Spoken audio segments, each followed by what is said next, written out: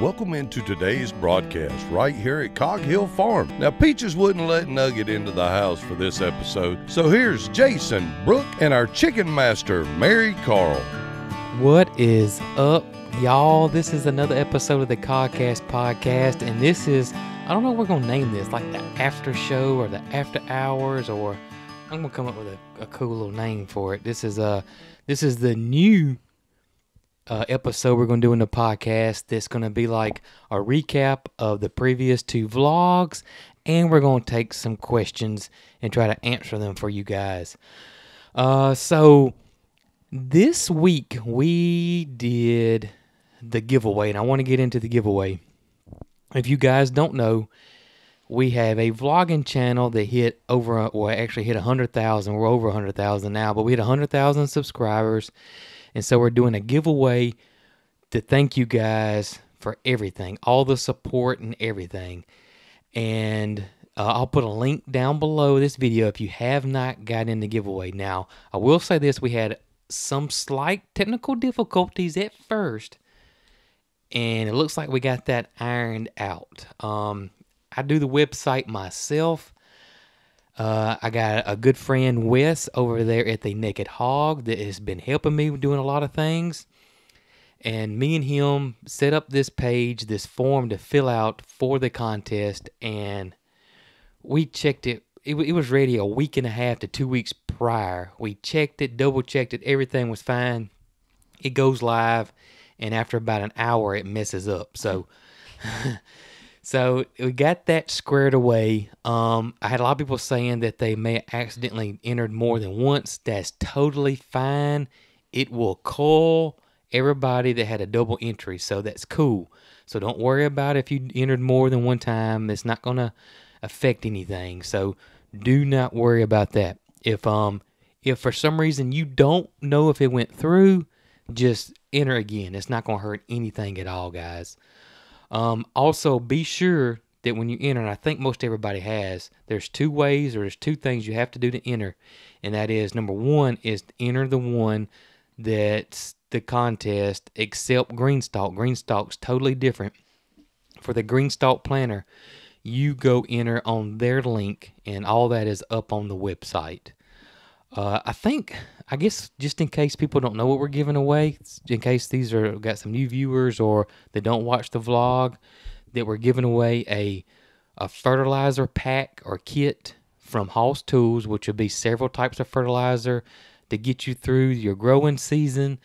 Greenstalk's going to throw in a 5-tier planner, which we love Greenstalk. We love Greenstalk. We love Greenstalk. Love that Greenstalk planner. And we love all the sponsors. The other one was Butcher Box. Butcher Box. Butcher Box is throwing in a Butcher Box. A Butcher Box. It's pretty cool too. If y'all hadn't checked that out, you might want to do so. Absolutely check Butcher Box out. That is super awesome. It's just like it says. It's a box that has, typically for us, a month's worth of protein in it, and 100% grass-fed beef, organic free-range chicken, heritage breed pork. It's awesome. They also offer a seafood box as well. A seafood box that's wild-caught seafood. It is. And it can be delivered to your door. That's right. And that is on dry ice, so you don't even have to get out during these pandemic times to get your just awesome meats. So you'll get one Butcher Box, which is usually typically a month's worth of protein. We're giving away, Grub Terra is throwing in 10 bags of their Black Soldier Black Soldier Fly chicken treats for poultry. Do you think anybody would enjoy that? Yes. Do you think anybody's chickens would enjoy that? Very much so. You said fried. Chickens act like it's fried. They do act like it's fried. They do. How much do they love it? They love it. I know your Silkies. There's one of them that knows the bag. Brainy. That's why that chicken is called Brainy, because it's so smart. She is extremely smart. And she loves Grub Terra. Yeah. Loves Grub Terra. So maybe we should call her Brainy Grubterra. So 10 bags of the Grubterra. 10 bags of the Grubterra. Teespring, who does all of our shirts, as you can see, we all got shirts on tonight. Teespring is throwing in 3 shirts. 3 shirts. 3 shirts. 1 winner per shirt. 1 winner. So there'll be 3 winners on the shirts. That's right. S&T Adventures, who's also a new sponsor of the channel, does Yeti products, and they're going to do a Yeti tumbler with our logo on it. Cool. And then we're going to give away some hats and some stickers. And it comes out Marycarl will address those to the winner. She will address those. She will love to do that for you guys. So enter. That makes 20. I think it's 20 winners is what we came up with. That's pretty cool. So that is that. And I think, like I said, everything should be squared away on the giveaway. And so far, we've had a tremendous amount of positive feedback on the giveaway, even through the technical difficulties. No. The other video that we did this past week is that we got some creepy crawlies. Earthworms. We got earthworms. I actually saw them moving around today. It was kind of cool. Yeah, I picked one up and looked at it. You can take like a top layer of, there was a pumpkin on top. Yeah, and I picked up the pumpkin and there was a little worm.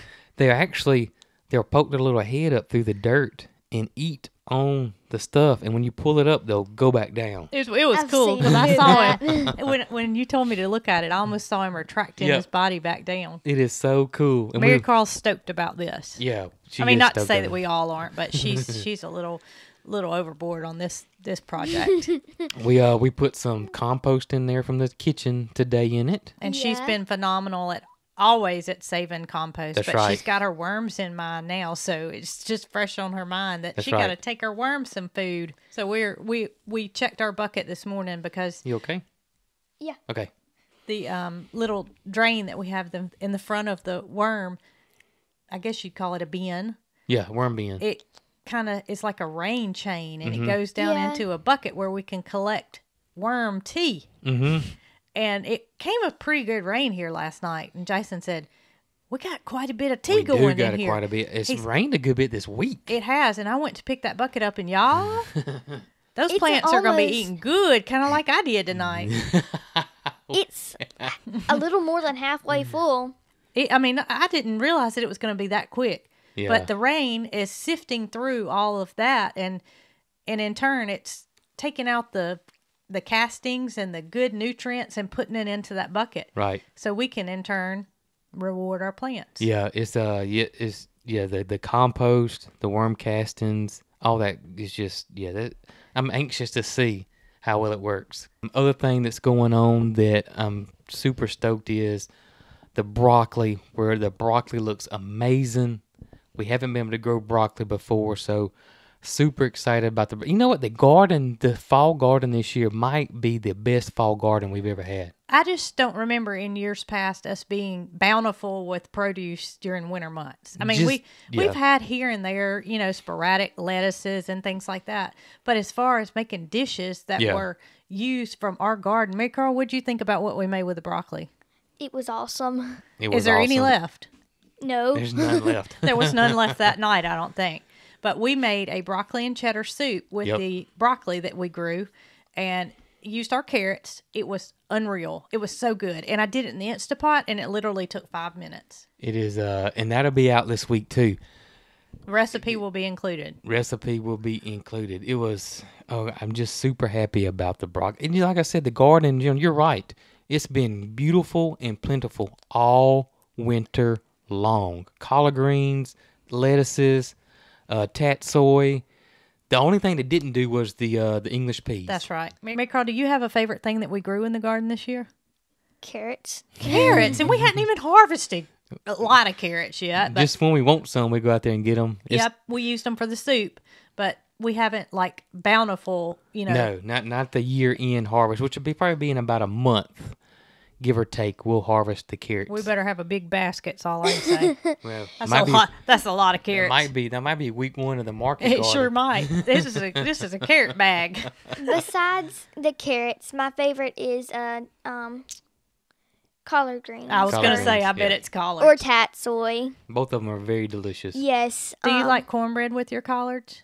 Yeah, I don't like to mix it together, though. Oh, goodness. Yeah, she's a weirdo. She likes to keep hers separate. We mix all ours together. Yeah, we old folks, we like to, slop it around in there and mix it all together. But not her. She's going to keep the cornbread over here and the collards over here. I have to have a napkin to set my cornbread on. She does. She keeps them separate. That doesn't mean it doesn't eat good, though, right? Yeah, it eats wonderfully. It does eat wonderfully. And I can't wait on the garlic either. I'm excited about the garlic. I'm excited about the garlic. Matter of fact, I need to fertilize probably in the morning because we got some more rain coming. It's supposed to rain all week. I think tomorrow and the next day are the only 2 dry days of the week, and we've got more rain coming. Yep. But I'm out of garlic. I'm out of garlic. Garlic. So I'm needing the garlic to get ready quickly. Yeah. So I can, put it away for recipes. But it does have to dry, so. It does have to cure. I better just be happy with store-bought stuff for right now. That's right. And we got onions. Hopefully they'll make it. Yeah, Marycarl kind of peeled the dirt back today around one of the onions, and she said she just wanted to see what it looked like. And I was like, no. She said, Mama, I'm just going to take the dirt off the top. And I said, well, go ahead. And we could see the onion. Oh, cool. Is it supposed to be like a little green onion, kind of? No, there's going to be full-fledged, big as our fist when they get like done. that right now. Yeah. They look like a big green onion. Yeah. Not huge, but supposedly the bulb growth don't kick in until near the end. That would make sense, because we could see the bulb. Yeah. However, it wasn't, a big bulb. It was starting. Right now, you're just trying to get the foliage, and it pulls the energy from the foliage to make the bulb at the end. But y'all remember what happened with the broccoli? It was like almost one day that we had a little head on it. That's right. And then the next, it was huge. like this. Yeah. I mean, I was like hollering, "Come here, Marycarl, there's broccoli." I guess the rain helped it too. The rain and then the fertilizer, so it's been doing well. But we've got cold weather that's still in the future, so I hope our things don't go to bolt and we can continue to enjoy this fall garden. I think so. And then we got our seeds started. That was the other thing we did in the video when we started seeds. Brooke didn't. Me and Marycarl did. And this is what we've been doing with that, because I've had a lot of people ask me about the greenhouse and how we've been trying to keep it heated and that kind of thing. We do have a heat mat, and you can get heat mats. We get ours off Amazon. Hoss has heat mats. Now, the ones at Hoss are kind of more commercialized, but you can get them from Hoss. Do you have it in a link on Amazon? I'll try to put it down there below. Yeah, that's a good idea, because that way you can show people what we use. Yeah. Or what y'all use. So the heat mat stays on 24/7. I got it cranked all the way up to 108 degrees. That's as high as it'll go. Now, it's not getting that hot. The soil. Didn't you say the soil was about 84 degrees? It was about today? 84 degrees a day, and it was about 40-ish outside today. What, did you put it on tomatoes and peppers? Yeah, or it's just on peppers? both of them. It's 4 foot long, so it's on tomatoes and peppers right now. Well, look, I've watered it a few times, and I still haven't paid attention that there's a mat up Well, under it's it. just black. Okay. So it's kind of hard to see it. Has green writing on it? Okay. And, I'll look next time. How's that? And if you see there's a little probe sitting in one of the cells in the tomatoes, and that's how we know what the temperature of what the soil is. Well, see, y'all didn't tell me any of this. Just leave me in the dark. So that's one thing we're doing. And then if it's really, really, really cold, we're cutting a heat light on in the greenhouse, because it's a little bitty greenhouse. It's not huge, just cut it. We've just cut it on at night, and then I turn it off, once the temperature gets above freezing in the morning, which has only been a few nights. Maybe 3 nights tops. Yeah, but we got some more cold weather coming. So the only thing that I'm really worried about is the peppers. I was unsuccessful last year getting peppers to germinate. So hopefully this year you know what I bet's going to help? What? Them not being in the house is going to help. Hopefully so. I think last year I overwatered the pepper seeds. I'm happy that we have the greenhouse and it's outside, and hopefully it will be productive, because I don't want seeds all over the house. It served its purpose while we needed it. It did. If you don't have a greenhouse, that's fine, but we would use a card table and put the seed trays in the house. Mm-hmm. And it took up a lot of space was the biggest thing, and then we'd have to pick them up and take them outside on pretty days or whatever. Whereas now all we have to do is just slide the door open so they get some good, temperature from outside and keep them watered, and it's much easier. Instead of seeds all over the house, you have geese all over the house. You know what she told me today, Jason? What? As I was putting some eggs in the incubator. You wasn't doing that, was you? Oh, well, maybe. But do you know what she told me? What's that? You're not going to believe this. Mama, you've got to quit hatching these goslings because I can't take care of any more of them.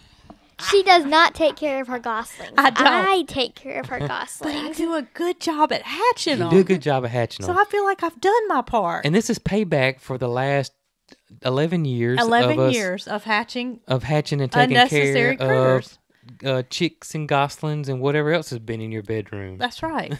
So you're going to take care of them, aren't you? I guess. But now I have 3 chicks in the house. Yeah. It's kind of like we changed. Well, no, we didn't change out seeds for chicks. It's always been chicks Always and ducks been and chicks geese in in the the house.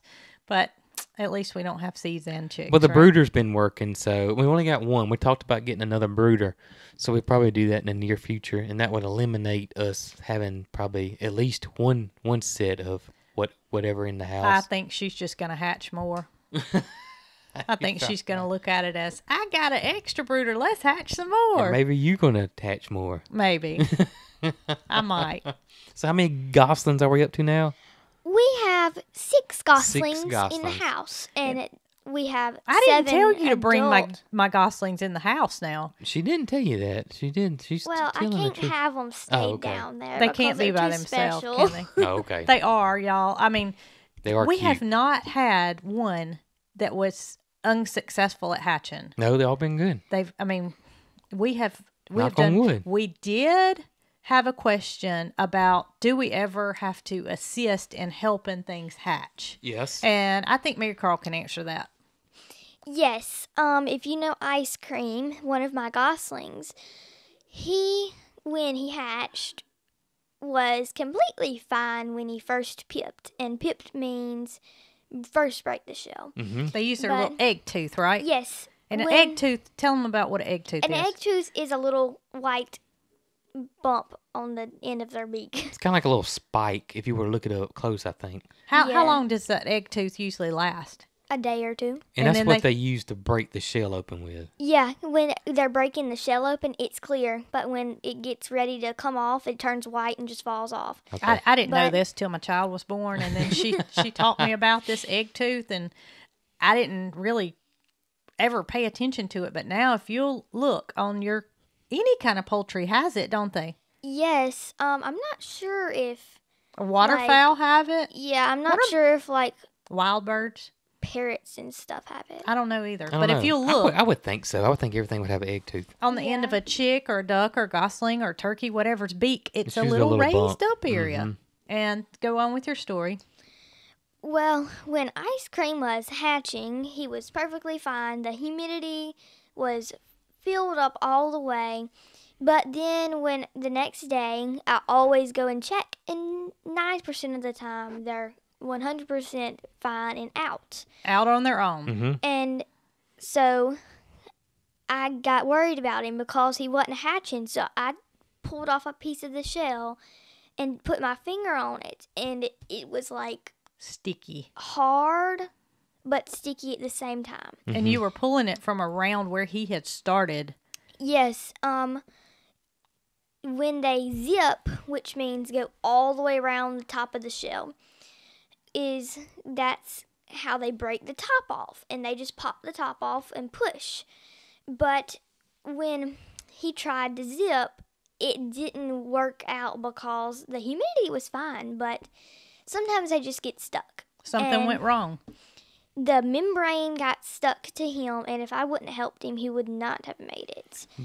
And it was a yellowish, nasty color.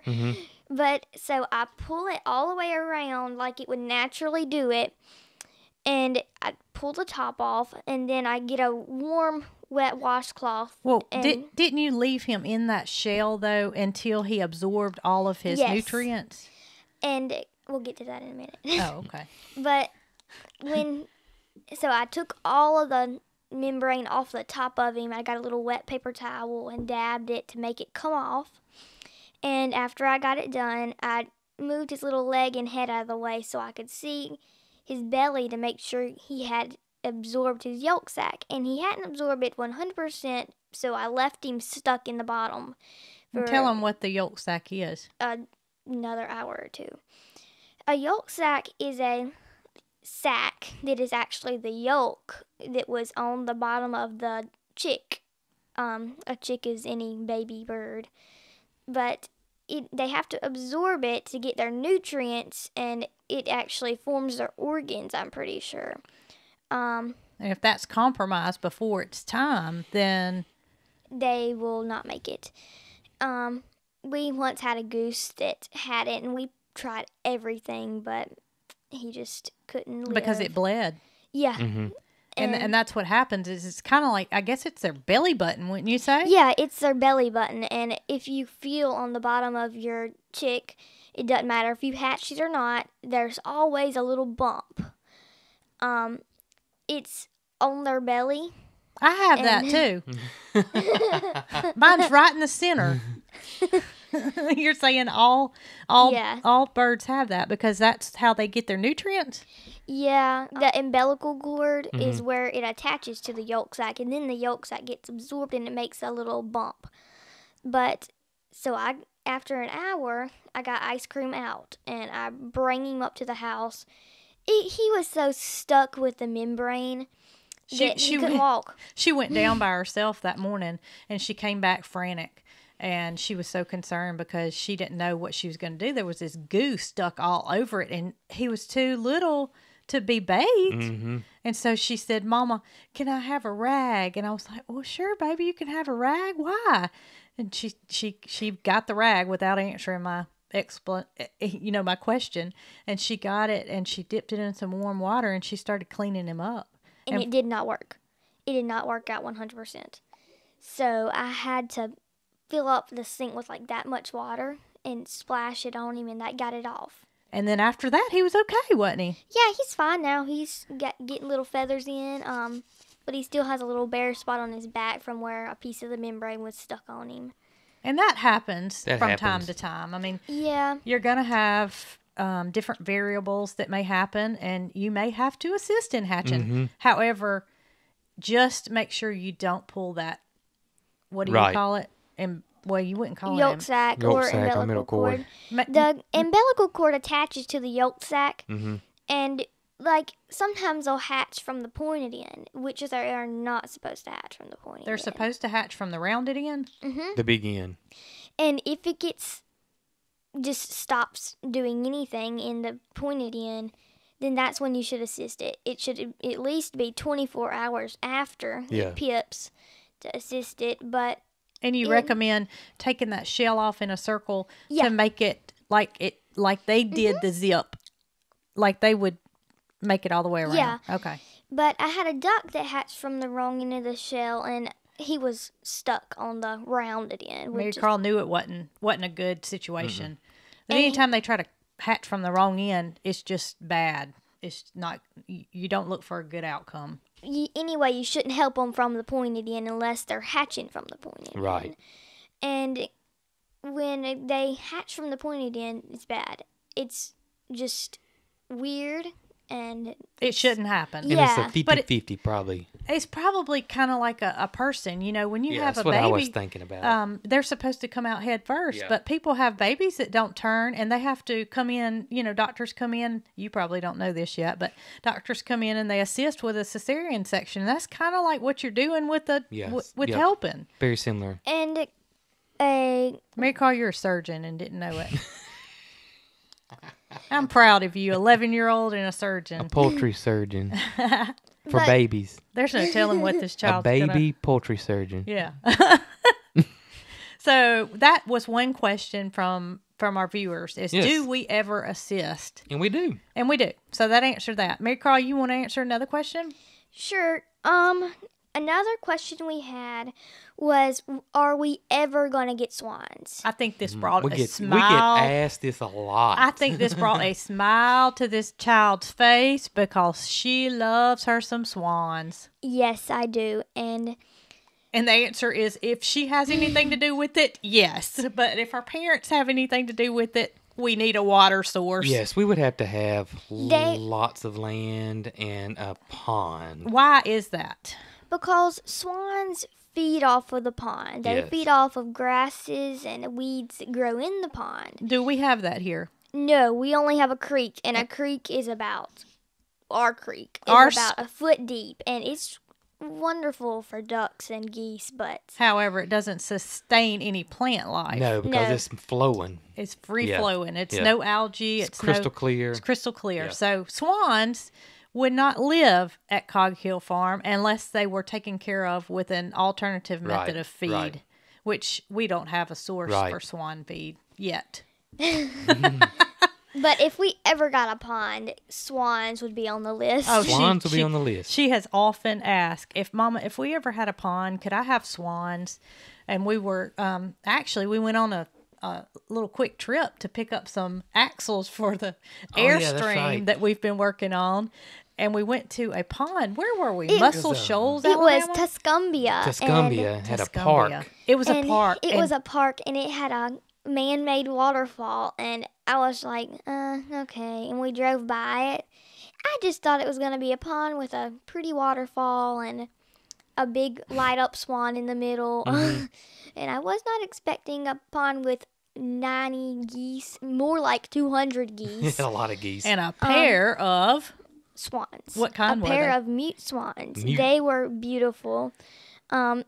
There were like 70 ducks. Yeah, they were everywhere. This child thought she had hit the jackpot.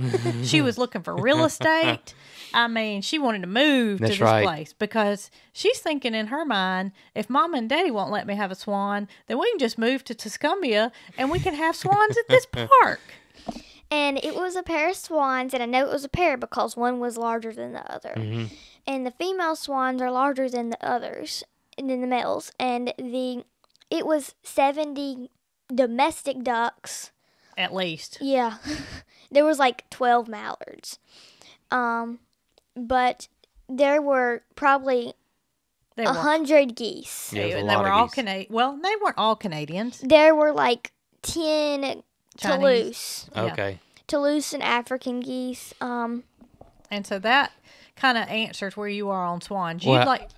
Talking about, this is what shocked me about swans was how big they were. They're way bigger than a goose. Hey, I believe it'd take more to feed a swan than it would Brooke. They are huge. I'm not kidding. That was a big bird. They are ginormous. I had no clue that a swan was that big. I mean, but they're there's huge. Different kinds of swans. Well, those muted swans were huge. A trumpeter swan, it's not that big, but they're pretty big. Well, these suckers look like Hulk. I think that this brings us to another question. What's that? That do migrating waterfowl bother us? No, our creek is not really seen as a stop for passing waterfowl. We have Canada geese that fly over all the time, but no, they don't stop. And we do have an egret and a heron that live in the creek. We do. Jason actually sent me a picture of it this week. He said, right. "Guess who's back?" Guess who's back? And I looked at the picture and I just laughed. I said, "Ha ha!" I showed it to Marycarl because Jason was thinking it was the egret. Right. Showed it to Marycarl. She said, "Mama, that's a great blue heron." Great blue herons are huge. And they're like 4 foot tall. I was like, "Yeah, so?" She said, "What we had last year was an egret." And they looked alike. Jason and I felt about this big because we thought they looked alike. We thought they looked alike. But in her eyes, it was laughable. That's right. But one time, me and my friend were walking in the woods, and there's a big area in the creek, and there's some little fish and algae and a little waterfall. And there were a pair of, I can't remember if it's egrets or great blue herons, but they were in the deeper area catching fish because there's little minnows that live there. Wow. And that was kind of in a standstill area where the water wasn't flowing. There was a little, I don't know if it was a beaver dam or not, but it was a block. It was like a block up of limbs and stuff. And I guess that's how eggs hatch, is when the egg's not, or when the water's not moving, right, and it's sitting still, then it has the ability to hatch, and therefore it would create, fish and and other things. Another question we had that has to do with what we're talking about is, do wild waterfowl mingle with our waterfowl, like geese and ducks? No, it is that they don't come here because the creek is not a stop for them. But once we did have some Canada geese that were here, and they were here for about 2 years. But we really don't want any migrating. No, we don't want any migrating birds. Because that's how you get diseases. You could bring stuff in. I think that's how the bird flu actually. I think so too. That is from and usually the bird flu, if I'm not mistaken, is from like geese. Is it geese or is it migrating songbirds? I can't remember. I'm pretty sure it's songbirds. That's what I thought it was, songbirds too. But you don't want to attract wild things to your domesticated flock. And the songbirds don't get in the chicken feed. We don't have any issues. We've never had an issue with birds, but we do feed birds in our backyard. In the backyard. And the backyard is a long way away from the chicken coop. It is a long way from the chicken coop. And it's off limits for the chickens. Yeah, the chickens usually don't come up here. It's fenced in, and Marycarl enjoys taking pictures of... Yeah, I have like 50 pictures of songbirds. And yesterday, it was not very pretty outside. It was nasty and raining and cold. And we were outside filling up the bird feeders because that day there were so many birds on the feeders that I don't think it could hold another one. There were so many times that she said, Mama, come here and look at this bird. Mama, come here and look at this bird. I thought to myself, maybe I should just stand here and watch these birds. But she was fascinated by the amount of birds that we had, so much to where we had to fill up the bird feeders. They ate everything. And after we hung up one of the feeders, I was looking up at the feeder and I could not figure out what the little thing was hanging off of it. I looked up, I looked around, and I finally figured out it was a little bird sitting up there, and it was its tail. It was literally off. This high above, right above her head, and she was going like this, pointing to me, and I took her picture, but you really can't make out that it's a bird right here, right there, while she's just filled up the feeder. And it was a little chipping sparrow. It was just sitting there. I didn't know I was under it. You know, that reminds me of when she would stand out there with flowers by the hummingbird feeder for an hours, you know, just like this, hoping a hummingbird would land on her. And I can remember, happened. And eventually they would. If she stood there long enough, they would eventually land on her. I could remember thinking to myself, girl, this is an endless cause, but I don't want to break your heart. And so I never said anything, you know, but being a you good were mama. wrong. I was dead wrong because that little girl caught a hummingbird. She had it land more than once. Yeah, more than once. She had it land on her finger because we had so many swarming around. We had a feeder like literally every 2 feet. That might have encouraged a few, but no, needless to say, she accomplished what she was after. And I almost, if I wanted to, I could have grabbed that little chicken You sure sparrow. could have. Yeah, you could have got But the I didn't chicken want to sparrow. scare him. So- Another question we have is, how long can you store chicken eggs? Fresh eggs. Fresh eggs. Fresh chicken eggs. This is if you have chickens that lay eggs at your farm or homestead. Or your friend gives them to you and you know that they've been washed or but not not washed. store-bought eggs. Not store-bought eggs. They last after you wash them and put them in a refrigerator in a carton or a bucket or whatever, but mainly in a carton because it has an airflow and such like that. Mm-hmm. But if they are in the refrigerator and have been washed or got wet, they last for about 6 months. Mm-hmm. It seems like it's not right. Yeah, it seems like But it's they'll not last a possible. long time. Yeah. And then what When about if you they're- don't wash them? What if you don't wash them and you If just you leave just them on leave the them on counter? your counter, Yeah. don't get them wet, don't wash them, don't put them in the refrigerator, they last for about a month or two. Okay, Yeah. Like a month and a half. Marycarl, A month, mainly. can you leave eggs on your counter without washing them? Yes. And how can you do that? Because an egg has this thing called a bloom. A bloom is not like a flower bloom. It's like a protectant that keeps the egg safe from bacteria and such like that. Because the eggshell's porous. It's got tiny little Yes. holes in it. So right. you don't wash them and keep them on your counter. Yes. That's right. You put them in the leave fridge. them if you know that they have not been washed Right. and the bloom has not been removed, then they can sit on your counter for about 6 weeks. As a matter of fact, if I'm not mistaken, the United States is basically the only country that really refrigerates their eggs. Most countries do not. And some people find that alarming because you think an egg has to be refrigerated. Well, if you're in doubt if an egg is good or bad, you can always perform the float test. And what is that? It is a water test where you get a bucket, sink full or whatever of water and drop the eggs in there. If they float, they're bad. If they sink, they're perfectly fine. They're good. And then what happens when they're starting to go a little bit bad? If they start to float just a little bit. They start kind of tilting upward. Yeah, the rounded end are normally tilt upward. It goes like this. And then the next thing you know, it'll be straight up. And the next thing you know, it's floating. Yeah. So if you're in doubt if an egg's good or bad, perform the float test. A lot of times if they're older eggs, they'll semi-float, but they won't float all the way. Yeah, I mean, they're okay. Yeah, they're okay. Yeah. So there's the just on the bloom of the egg. And Marycarl, there was a question that was just simply directed towards you. And what was that? How old am I? I am 11 years old. Going on 40. But she was born in the year 2009. 2009. So she's 11, going on 40. And another question was, why don't we have khaki Campbell ducks? We are not really interested in a laying breed, and we already have a whole bunch of duck eggs that we find everywhere. That's right.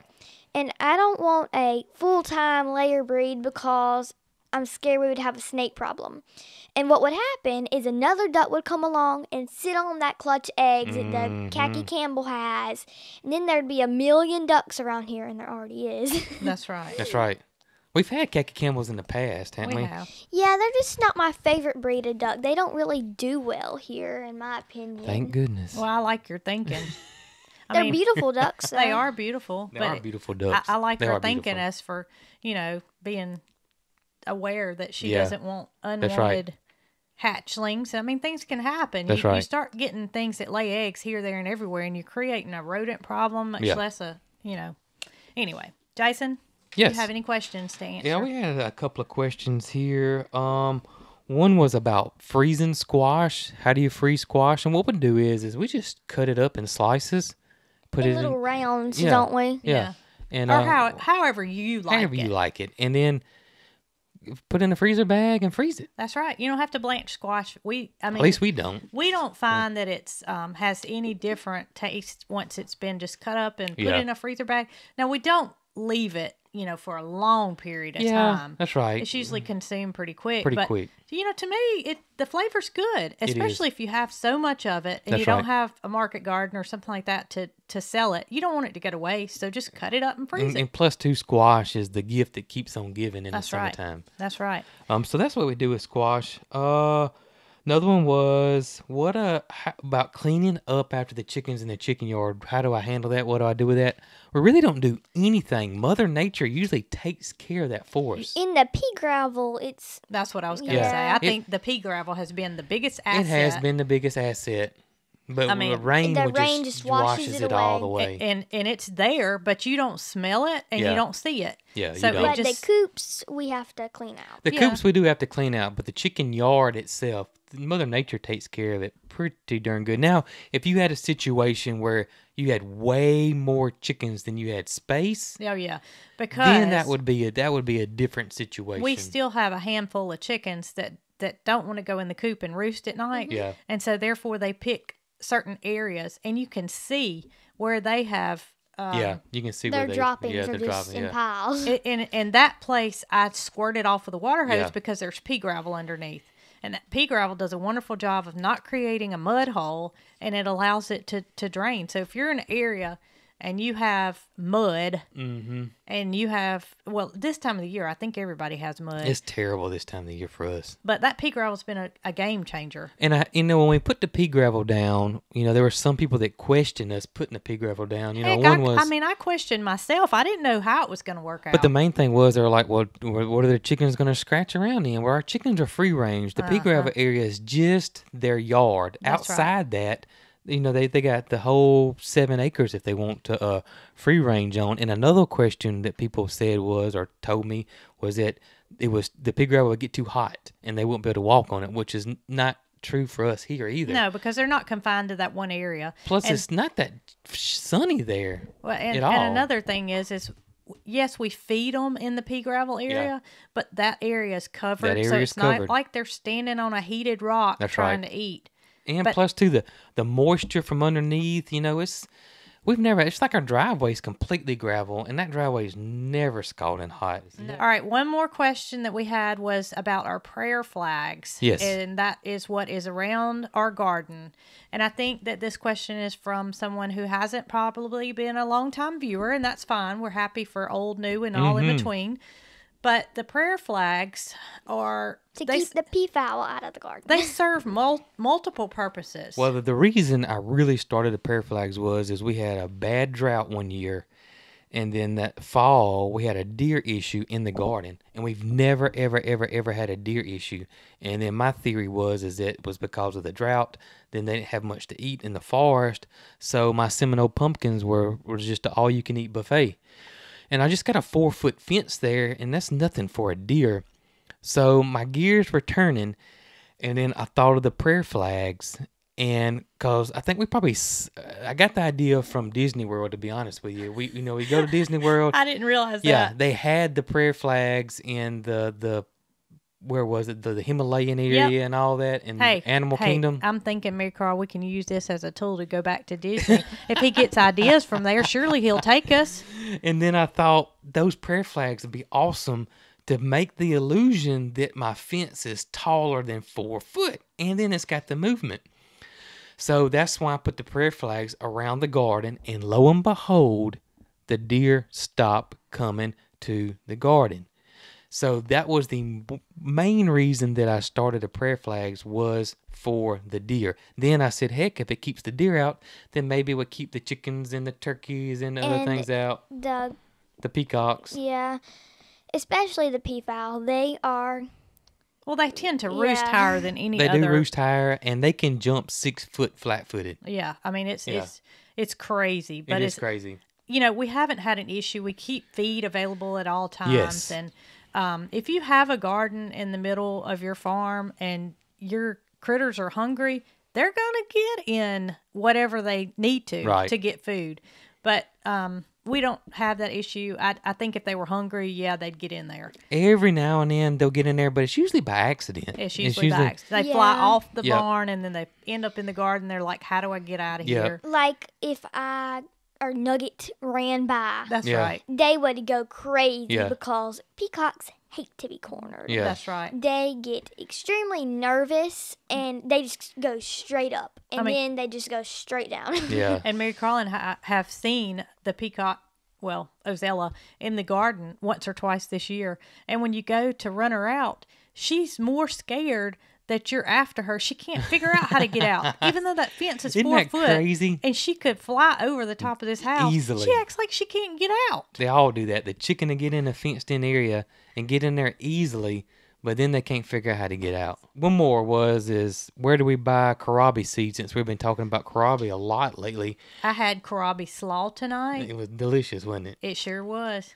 I like it better than cabbage. I do too. I do like it better than cabbage. And if you go ahead. Be honest with you, I have never heard of Karabe before. Well, Karabe is somebody commented in the comments and said that in Germany it's known as German cabbage, and that's what it tastes like. It's a lot like cabbage. It just grows totally different. But it looks like an alien. better flavor than a cabbage. I agree, and it's just a little something different. I actually like it better than cabbage because it's smaller, it's easier to grow, it grows way faster than cabbage ever thought about growing, And I've had a hard time growing cabbage in the past. And I haven't had any pest issues with Karabe.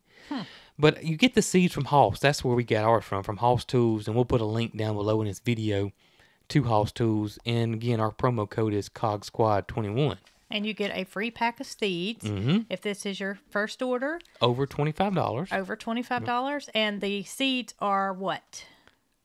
For a pack? No, for the free ones. What are they getting? They're getting Golden Delight Zucchini, which is our favorite zucchini, which is a gold zucchini, which really looks super cool. And another thing is, if you're going to order from Hoss anyway, if you will order from our link, it does give us a small commission. That's right. Which helps us to take care of our child here, her love for birds, and we can continue hatching and keeping her happy. So if you want to help Cog Hill, then use the link below to order your seeds. It doesn't cost you anything. No extra cost to you. And it helps us out and allows us to continue hatching Marycarl's birds. That's right. Videos coming out this week. I'm trying to think. What do we got coming out this week? Then we played with the girl goat some this week in one video. We played with the girls. It's crazy how my mind just goes blank. I blank. could look at you and I knew you needed some help, but actually I was blank too, so we couldn't help each other. We were depending on Marycarl and she wasn't saying a word. Oh, we got a garden video coming out this week too. Right? Yeah, broccoli garden. Hey, and look, our seed she update. Remembered and we didn't. So we got a lot going on this week. Do I need to say anything? Absolutely, girl. Speak up. That's right. Help mom and daddy out. That's right. So, also, our other podcast will come out on Thursday. So, we're doing 2 podcasts a week to see how it goes and see if you guys are liking this. So, now on Thursday, we won't answer questions. We'll just do our normal podcast. We'll pick a subject and probably won't even know what that subject is till we sit down. But Marycarl has enjoyed doing the podcast. She loves the podcast. Y'all keep these questions coming if you want us to continue. We have looked through some of them, and I'm sorry if we didn't get to yours, but that doesn't mean we won't answer it on a future segment. Marycarl loves to answer questions, so any children that have questions, we'd love to Marycarl would love to answer That's right. Matter of fact, Jason and I can just hush for about 15 minutes and let her talk. That's probably what we'll do. Probably just they like her better than us anyway. I tell you, we can just cut the camera on and cut the mic on. I mean, you can leave. We might better hush because she might be up here doing her own podcast. It won't be long, will it, girl? It won't be long, probably. It won't be. It won't be long at all. It'll be like Zerk. Here's Peanut. Oh yeah, you'll have all those birds Pickles. downstairs up here. It'd be everything. And we'll get better at this too. This is our first time doing it this way. Yeah, so I hope y'all We're enjoyed not pros. it. Let us know if we get on your nerves. That's right. I'd probably be doing podcasts in the chicken coop. You reckon? You reckon? All right, guys. I hope you enjoyed this episode of the Cogcast podcast. I'm going to come up with a cute name for this. The After Hours, the After Show. No, let Marycarl come up with it. Come up with something. Marycarl, do you know what we say at the end of every podcast and every video? Y'all be good. Y'all be good. Hey, guys. Thanks for watching the podcast. I hope you like these podcasts. And if you have not seen our main channel, our vlogging channel, check it out right over here. And I put a couple of videos over here that I think you may like. Y'all be good.